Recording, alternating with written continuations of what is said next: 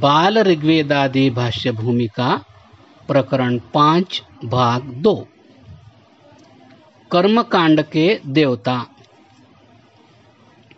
कर्मकांड में जो यज्ञ कर्म है उनका मुख्य देवता ईश्वर ही है, जिसकी प्राप्ति और प्रसादन के लिए यज्ञ कर्मों में आहुतियां दी जाती हैं और उच्चारण किए जाने वाले मंत्रों द्वारा जिसके गुणों का स्मरण किया जाता है।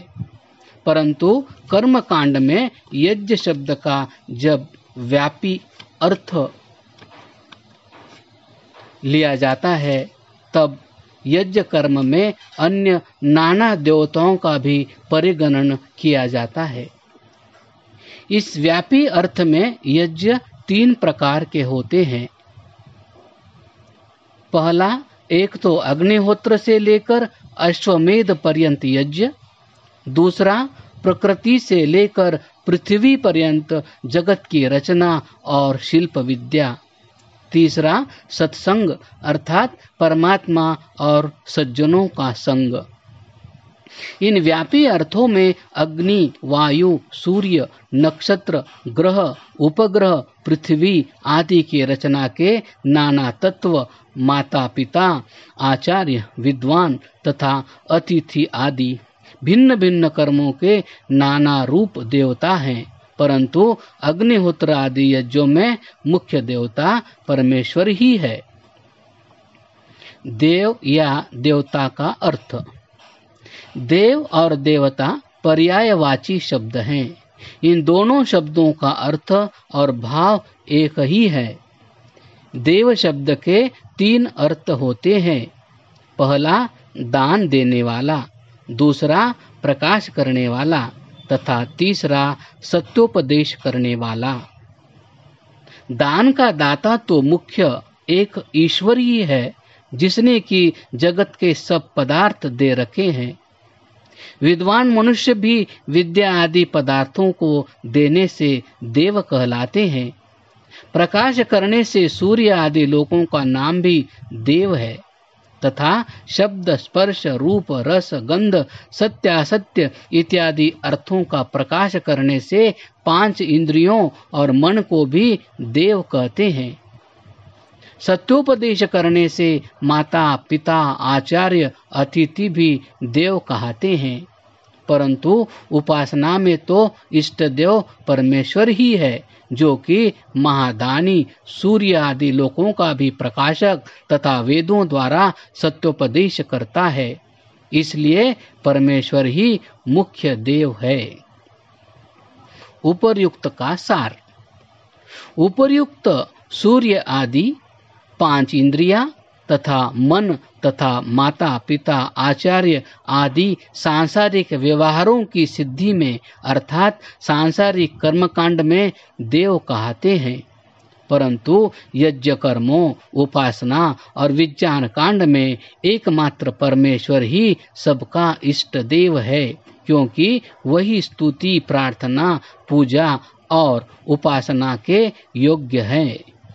परंतु सांसारिक व्यवहारों अर्थात सांसारिक कर्म कांड में भी इष्ट भोगों की प्राप्ति के लिए ईश्वर ही सहायक और सामर्थ्य दाता है। इसलिए सकाम कर्मों में भी ईश्वर का परित्याग नहीं होता, क्योंकि संसार के कार्यों का कारण एक ईश्वर ही है। अतः कारण रूप से सब कार्यों, कर्मों और व्यवहारों में उसका संबंध सर्वत्र विद्यमान है। परमेश्वर के ही प्रकाशन, धारण और उत्पादन सामर्थ्य से व्यवहार के देव प्रकाशित हो रहे हैं। इन व्यावहारिक देवों का जन्म तथा कर्म ईश्वर के सामर्थ्य से ही होता है। परमेश्वर ने जिस जिस पदार्थ में जितना जितना दिव्य गुण रखा है उतना उतना ही उस पदार्थ में देवपन है, अधिक नहीं। अतः उन सब का उत्पादन, धारण तथा प्रकाशन करने से केवल परमेश्वर ही एक मुख्य देव है। 33 देव। वेदों तथा सत्य शास्त्रों में व्यवहार सिद्धि के हेतुभूत 33 देवता माने हैं। वे हैं 8 वसु, 11 रुद्र, 12 आदित्य, इंद्र और प्रजापति 8 वसु है। अग्नि, पृथ्वी, वायु, अंतरिक्ष, आदित्य, द्युलोक, चंद्रमा और नक्षत्र, ये 8 पदार्थ सबके वास अर्थात रहने के हेतु है, इसलिए इन्हें वसु कहते हैं। 11 रुद्र है शरीर में, 10 प्राण और 11वां जीवात्मा। शरीर से 10 प्राण और जीवात्मा जब निकल जाते हैं और प्राणी की मृत्यु हो जाती है, तब ये संबंधियों को रुलाते हैं। अतः रोदन कराने से इन 11 शक्तियों को रुद्र कहते हैं। 12 आदित्य हैं, 12 महीने। ये 12 महीने सबकी आयु का आदान करते रहते हैं, अर्थात क्षय करते रहते हैं, इसलिए इनका नाम आदित्य है। आदित्य अर्थात आदान करने वाले, हरने वाले, क्षय करने वाले। इसी प्रकार इंद्र अर्थात बिजुली और प्रजापति अर्थात यज्ञ के ये 2 और देवता हैं। बिजुली ऐश्वर्य दाता है, इसलिए इंद्र है, यदि परमेश्वर्ये। यज्ञ वायु शुद्धि तथा वृष्टि प्रदान का हेतु होने से प्रजाओं का पालक है, इसलिए प्रजापति है। इस प्रकार 8 अधिक 11 अधिक 12 अधिक 1 अधिक 1 कुल 33 व्यवहार सिद्धि के हेतु देवता है। इन्हीं के आश्रय संसार का व्यवहार चल रहा है। परंतु स्तुति, प्रार्थना और उपासना के योग्य तो एकमात्र ब्रह्म ही है। शतपथ ब्राह्मण में लिखा है कि जो मनुष्य ईश्वर से भिन्न दूसरे किसी तत्व की उपासना करता है, वह कुछ भी नहीं जानता। वह विद्वानों के बीच में पशु अर्थात गधों के समान है। यथा यो अन्याम देवताम उपास्ते न स वेद यथा पशु एवं स देवानाम।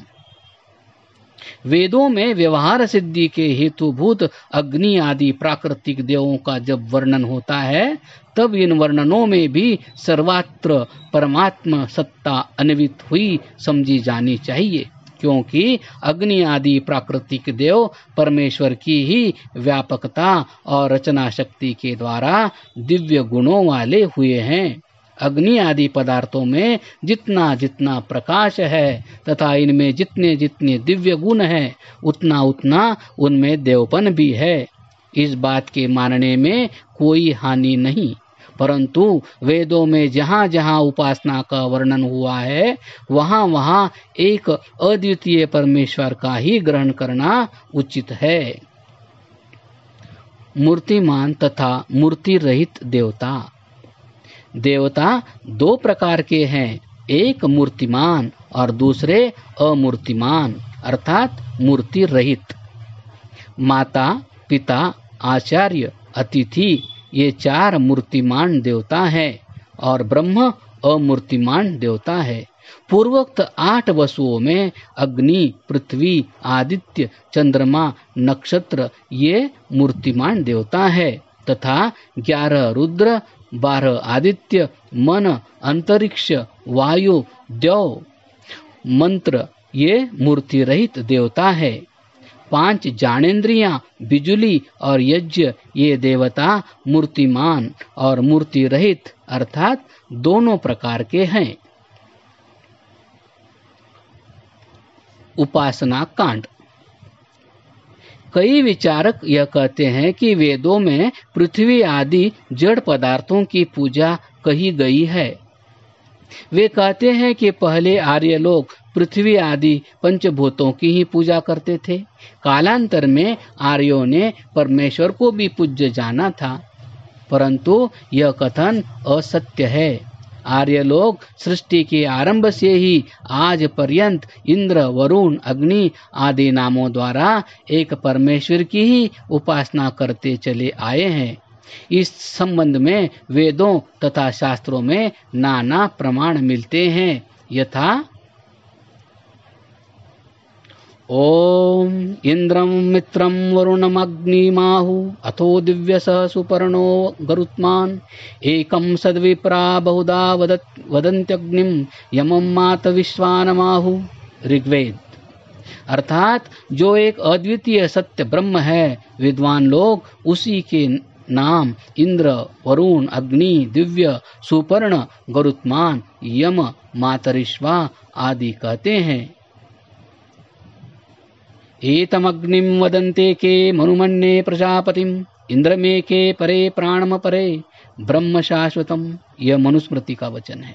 अर्थात प्रकाश स्वरूप होने से वह परमेश्वर अग्नि है, विज्ञान स्वरूप होने से मनु, सबका पालन करने से प्रजापति, परमेश्वरवान होने से इंद्र, सबका जीवन मूल होने से प्राण, और निरंतर व्यापक होने से परमेश्वर का नाम ब्रह्म है।